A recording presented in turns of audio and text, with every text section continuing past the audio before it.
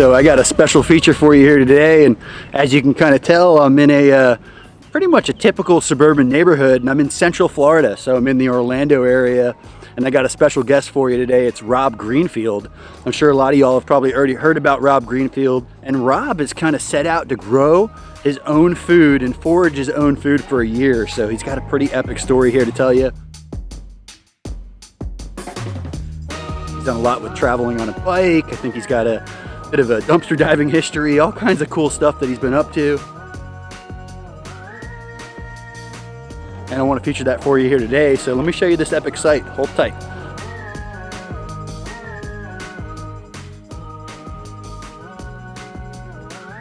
Good morning, I'm Rob Greenfield. We're here in Orlando, Florida. I'm currently 138 days into my year-long project of growing and foraging 100% of my food. When I say 100%, I mean 100%. Herbs, spices, calories, protein, you name it. And this is where it all started, right where Pete and I are right now. I moved to Orlando 15 months ago, had never really grown anything I'd never grown anything in Florida, and had grown just a very little bit prior and started to turn front yards into gardens to prepare for this project. So this right here was just an empty lawn, and with some hard work, this was my first time turning in a front yard into a garden. Now, Rob, I don't see acres here. Like, how much space are you producing your food in? Yeah, so I have 6 different yards. There's this one, we'll take you over to another one where my tiny house is, and then I have 4 other small spots. So what do you think? Do you have any idea of how many square feet this is? About 20? I was gonna say like 30 by 40 maybe? Yeah, so about 1,200 square feet here. 1,200 square feet, yeah. So same at the other place, so definitely in all under 4,000 square feet total, but I also do forage. Everything was planted either by seed or some cutting. So these papayas were planted 13 months ago or so. Same with the moringa that I just harvested. These were pigeon peas, but they were casting too much shade on my annuals. But so I was pretty amazed that you can have papaya that you can plant from seed, and 6 or 7 months later you're eating more green papaya than you can possibly deal with. So I do a mixture of perennials and annuals. I do some permaculture, and I do some more annual based gardening. Like here I have carrots, beets. Over here I have garlic that I'm playing with. It's actually been pretty successful. We can pull one up right now. There you go. I planted these in about December, and I'm happy with them. I eat the garlic greens and the bulbs as well. It's not something you see every day in Florida. No, I mean, pretty much people told me that it can't be done, but I knew that some people had done it, so I wasn't going necessarily for dry bulbs, but I have been getting some of that. But more importantly, I mean, it's all still the medicine of garlic, and I can use the greens as well. So of course I'm growing my own medicine as well. Nice. Elderberries, honey, garlic, turmeric, ginger, everything that I ingest for the entire year I have to grow. So no even Tylenol or anything like that.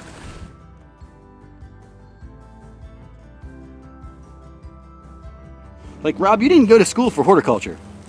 No. You don't have a ton of farming experience, huh? No. Before this, I did get my permaculture design certificate. So, I had some of the knowledge, some of the theory, but in permaculture design, they don't actually teach you how to plant hardly anything. In San Diego, I had 2 raised bed gardens that I think were 4x4, where I was producing just some greens and tomatoes and such. So, and I had visited lots of farms and gardens, but when I planted my first seed here, I was researching how much sun does a carrot need? How much water do you give to kale? How much, what time of year do you plant? I didn't know the basics. So to go from really not knowing the basics, it took me 10 months to get to the point where I was growing and foraging literally 100% of my food, and today being 138 days in. So to me, I mean, with all my permaculture friends out there, I think this is motivation that show, you can step it up a notch. To go from 0 to 100% in under a year with no land of my own in an environment that I'd never grown in before, I think that really shows what is possible. And that's what I'm all about.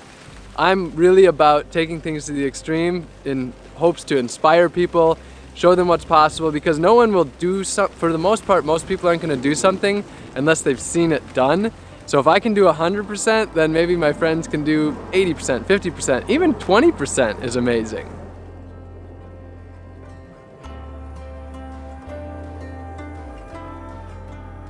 Well, so yeah, I mentioned I do perennials and annuals. We've got like katuk, cranberry, hibiscus. Over here I've got different perennial spinaches like longevity, Yep. Suriname, Okinawa, and then things like borage.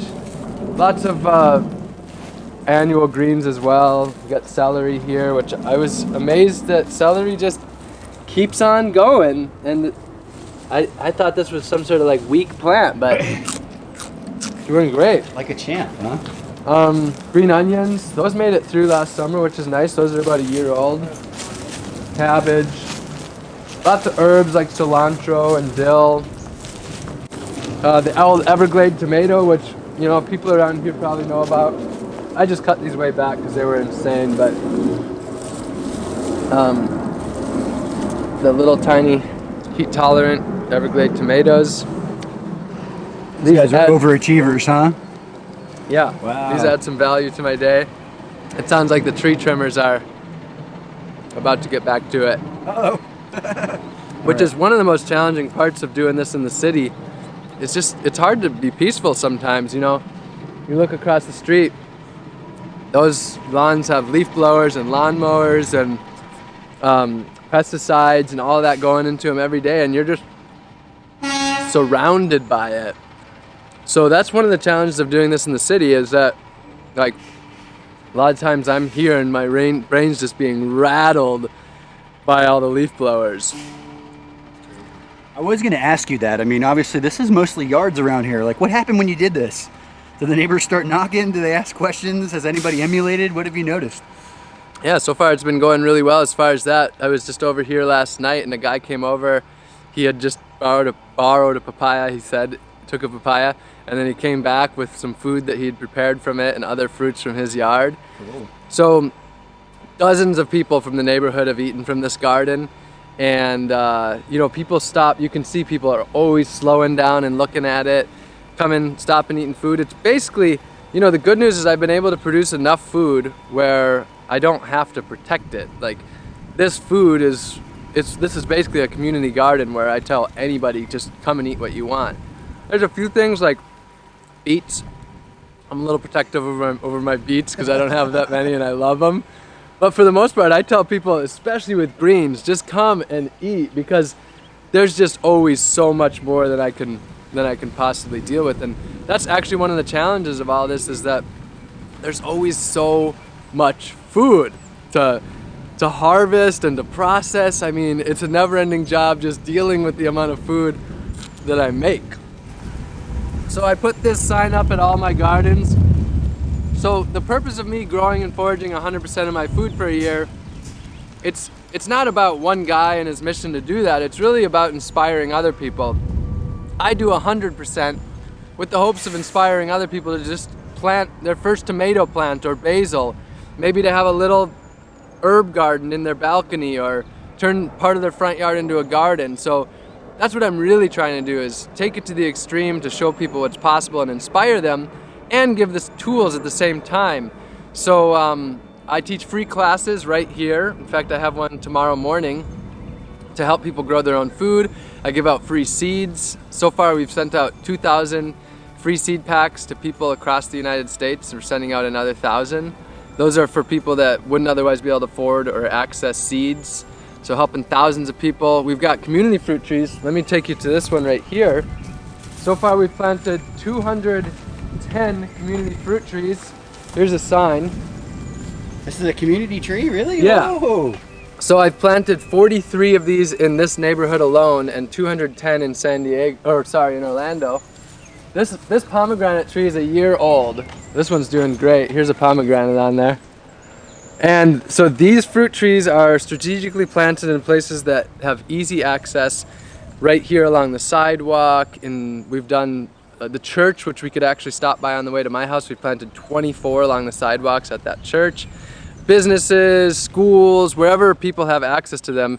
And the idea is that food doesn't have to be this globalized, industrialized thing that's monetized. I think food is a very basic human right. We should all be able to have access to fresh, healthy food. So one of the ways that we do that is by using community fruit trees to place, and sure, it produces food, but it's also just getting people to rethink and just say, wait a sec, pomegranates don't only come from the grocery store, they can just be growing for free all around us, and just getting people to trigger that, just that idea that food is not something that is necessarily assigned a dollar value, but it's something that just the earth has produced for millions of years, and with care and time, we can really have food that's just growing all around us. And not that we can necessarily produce 100% of our food, like it can be challenging to produce all our grains in a big city, but in a city we can produce a substantial portion of our fruits and vegetables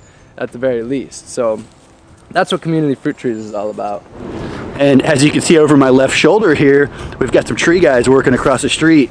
And just a quick bonus point, when you see these guys working in your neighborhood, you go over and you talk to them, because that's the free mulch. They happen to be taking down a large live oak for the city.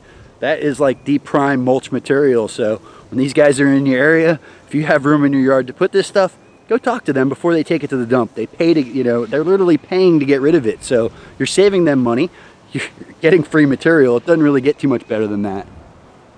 So Davy Tree Service, actually that's a water oak, not a live oak. And it kind of looks like maybe it was in some poor shape.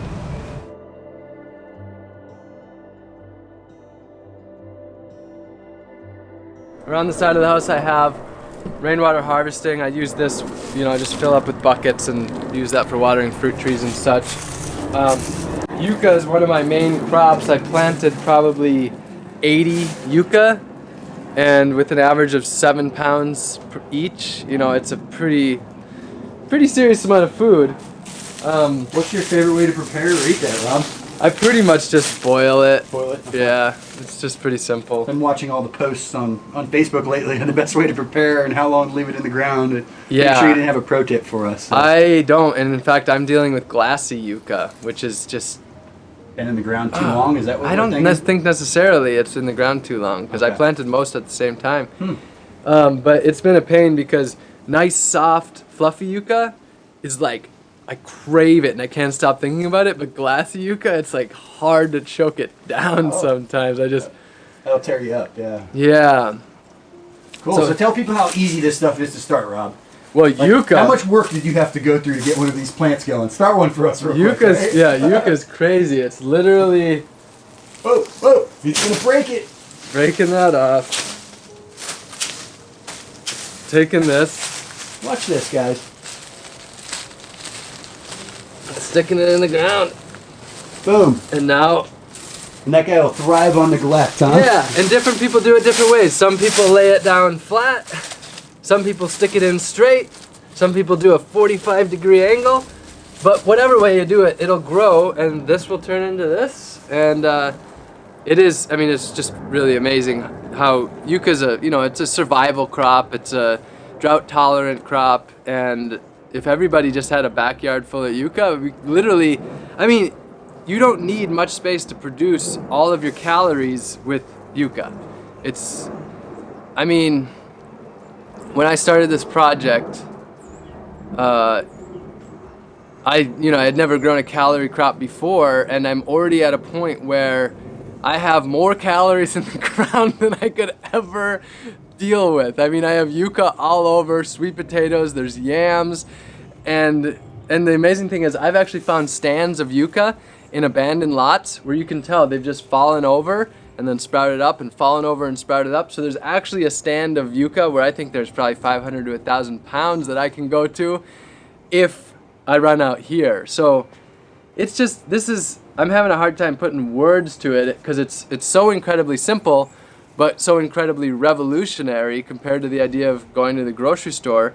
And most people have a hard time with producing calories. That's probably the main thing that people who are trying to be self-sufficient have a struggle with. But if you want to produce your own calories, yucca is the way to go.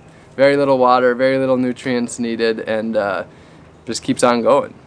This is the drip irrigation, so you know, in an ideal world I'd have a completely plastic-free garden, but with 6 gardens and with this project, the drip irrigation is just life-changing to be able to have water automatically going. It's a game changer, yeah. I can't say that I could do this without drip irrigation, but I wouldn't have the life to be able to be hanging out with you right now. I wouldn't be able to write and do YouTube videos. I could do this, but it'd be just so much harder. It would be an extra 10 hours a week probably, or something like that. I'm already probably doing 40 to 60 hours a week of food. Ideally, I'd be 100% on rainwater. That was my original plan, but ideals and complete self-sufficiency don't necessarily go hand in hand. That's what I've learned. It's like I try to just do a really good job. I don't follow the ideals perfectly. Instead, I just do a pretty good to really good job, and I feel good about that. You could kind of call it like the 80-20 rule. That's kind of how I am with this stuff. Like ideally, I'd be 100% permaculture. But to go from 0 to 100 with pure permaculture would take years. Not something you could pull off in 10 months. So if I was staying here long term, I'd be using the annuals as like a gateway or as a starting point, and then phase out the annuals. But the annuals just, in 1-2 months, you already are producing tons of food, whereas the perennials like bananas and things like that, they just take a lot longer. So that's kind of my philosophy, is using a little bit of both. And but again, if I was going to be here for 10 years, I would be moving more into the perennials. But I'm only here for 2 years, and then I'm moving on. I'm only in Orlando for 2 years, so that's another element of the design. The squirrels are a problem. Oh, they'll dig these up, won't they? Yeah. You still eating them? The squirrels? Yeah. The squirrels have been my biggest issue. They I thought you were gonna say they were your main source of protein. No, I've eaten 3 squirrels so far, and I'm probably gonna eat a bunch more because they won't stop eating my sunflowers and peanuts. So it's so ironic because my main form of plant-based protein is being eaten by the squirrels. They're keeping me from being able to produce the protein that I need. So I'm gonna have to make them my protein. I just wanted to let you guys know that I am in a no-fly zone. There's 2 airports here. I cannot put the drone up. I attempted it. I just wanted to show you guys. I did try to get the drone up. I'm gonna get on the roof and see if I get you some overhead, so hold tight. All right guys, when you can't get the drone up because there's an airport really close by, you get on the roof with the camera. Pro tip.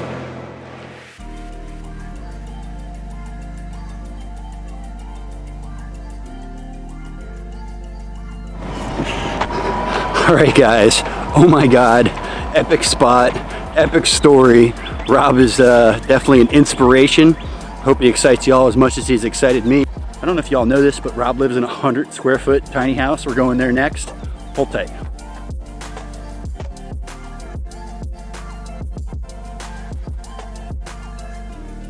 Come on, free food. Yeah, so here we have 24 community fruit trees. We planted 9 last year and then 14 more. Suriname cherry, peach, pomegranate, more Suriname cherry, loquat, avocado, some mulberry. So who's responsible for these? So, this is in partnership with Fleet Farming. The first 10 I planted, and I hired someone to take care of them for the first year as they were getting established.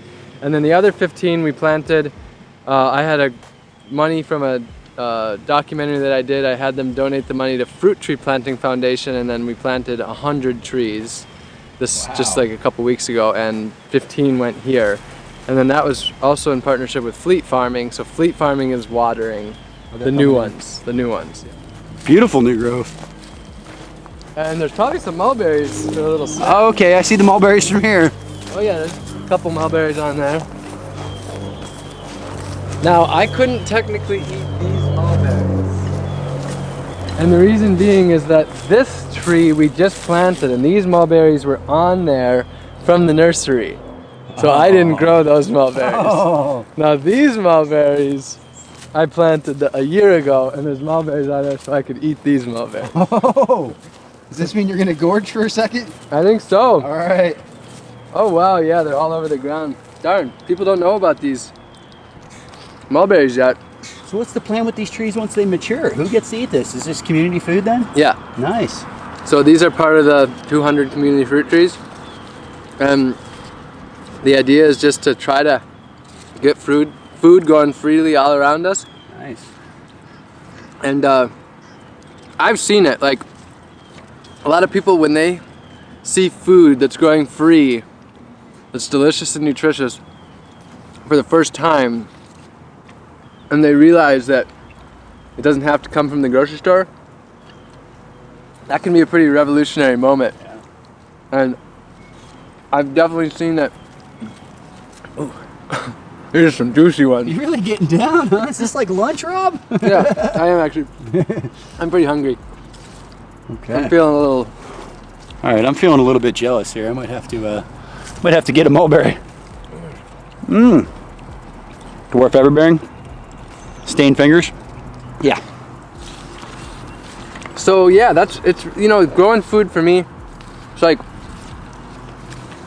I'm super passionate about growing food, but the passion is equally as much about inspiring people not just to grow their own food, but just look at the world in a different way. Oh man, this is a great tree.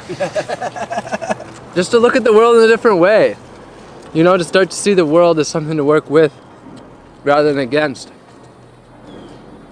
In all facets of life. You know, our food, our water, our energy, our waste, our transportation. Just every way that we deal with the earth. And I think food is one of the greatest gateways. Because we eat food like most of us 3 times a day. Most of us probably more like 10 times a day. It's our connection to our community, it's our fun, it's our social life. It's for us, a lot of us, we eat to live and we live to eat. And so if you can get people really thinking about their food, I think you can get people really thinking about their entire lives. And so that's, for me, is as much about food being a gateway into rethinking everything. But at the same time, you get to gorge on mulberries. Life is good. So I'm getting the benefit from these mulberries a little bit, but for the most part, these 200 fruit trees that I've planted, I won't eat from hardly any of them. And that's, so it's, like I said, it's not just about growing and foraging my own food, it's about trying to create food sovereignty all across the country. And fruit trees are one of the best ways to do that because, hopefully 30 years from now this thing will still be producing mulberries and hopefully that ground will be stained with them and hundreds of people will eat from these over the next decades to come. Whoa. Did I just hear you say you were fixing irrigation? Fixing some irrigation. From the bike in the bike trailer? Well, I do everything out of the bike. That's trailer, pretty but, epic. Yeah. What do y'all do? What do we do with fleet farming? Yeah. So, our primary goal is education and putting people in the position where they're empowered to grow their own food. And in this particular branch, we have these gardens mostly in people's front yards. And then we have the church, and then we have a commercial property out in front of East End, which is raised beds. And trying to get the community together, teach them how to grow and eat good, healthy, fresh food. Cool, man. Keep up the good work. Oh, thank you. Pretty much my front yard gardening I learned largely from coming to Fleet. That's where I got my first seeds when I got here, and they're the main reason that I moved to Orlando was because of meeting Fleet Farming. And this neighborhood was primed for being able to grow front yard gardens because Fleet already had 20 in the neighborhood or something like that. So people are, open to it and used to it. Most everybody who sees my garden asks, is this a fleet farm? I seriously might need to spend some more time in Orlando. The front yard food game, it's pretty much on point here. There's a lot of awesome front yard gardens. I don't know if I just happen to be in like the fleet farming mecca or what's going on here, but we're going back to Rob's place. Hold tight.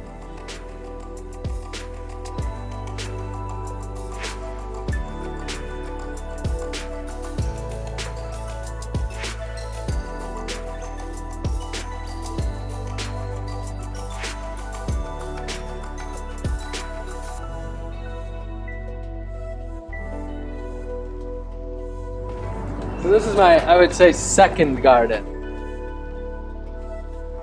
But this is where I get a good amount of my food. Right here, you can see some sweet potato that's left over right there. Okay. But from these 2 strips, I figured I pulled out 400 pounds of sweet potato, which I've heard from other people that the success stories from like that, and it's hard to believe, but I'd been eating from this for months. And then when I went to clear it out, like that it was done, I pulled 80 pounds that I weighed. And that was like the remnants. So I would say a good 400 pounds just out of this little, what's this, about 15 feet by about 10? Maybe if you go all the way over there. Well, You're just talking just the first to there. lane? Just Wow. the second lane. Okay. So 150 square feet, 400 pounds. That's another perfect example. Yeah. I mean, it takes about 5 pounds of sweet potatoes per day for my calories. So 400 pounds would be 20, 40, 60, 80 days. So this little strip right here is 80 days. So that's 80 days would be 8, 16, 24, 32. Times that by about 5, basically from here over to that palm or whatever that is over there, that's enough to produce your calories for the entire year of sweet potatoes. That is, and then you add greens, and between your sweet potatoes and your greens, this yard could produce most of your nutrients and all of your calories. That's like proof that we can actually live fairly self-sufficient lives right here in the city. Pretty epic. It is. Throw in some pigeon peas and some southern peas and such, and I mean it's pretty. I've been pretty impressed so far by just how much food you can produce in a fairly small place.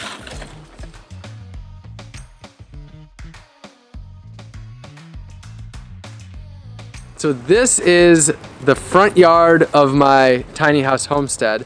And the situation that I have here is that this is a work exchange. I met this woman, Lisa, and she'd been wanting to live sustainably and grow her own food for a few decades.